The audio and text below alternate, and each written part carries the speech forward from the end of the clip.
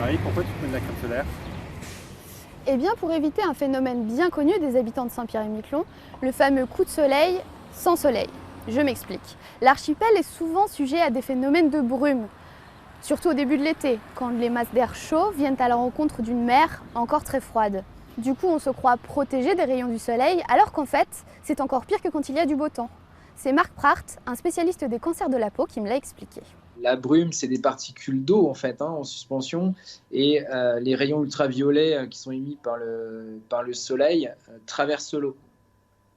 Et on peut même prendre davantage de coups de soleil quand il y a de la brume parce que ces molécules d'eau qui sont dans la brume, elles dispersent en fait le rayonnement ultraviolet et ça rend le rayonnement encore plus intense. Et comme ici, on est entouré d'eau et qu'il y a souvent du vent, on a plus de risques de brûler.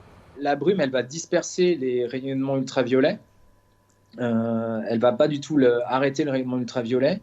Et ce rayonnement ultraviolet, il va être dispersé par ces gouttelettes d'eau. Il va arriver sur la surface terrestre à Saint-Pierre qui est entourée d'eau. Et l'eau, elle va encore une fois renvoyer ces ultraviolets. Ce rayonnement ultraviolet, il est dispersé par la brume, donc il arrive forcément aussi sur l'eau. Et l'eau, elle renvoie de nouveau l'ultraviolet. Donc on attrape deux fois le rayonnement ultraviolet. Ce qui est encore un facteur aggravant qu'on partage aussi en Bretagne et qu'on partage peut-être beaucoup moins sur la Côte d'Azur, c'est le fait de ne pas se rendre compte que la peau brûle en fait. Parce que comme on a toujours une ambiance plutôt fraîche, on n'a pas cette sensation de cuisson qu'on peut avoir sur la Côte d'Azur. C'est donc encore pire quand on part en mer, par exemple.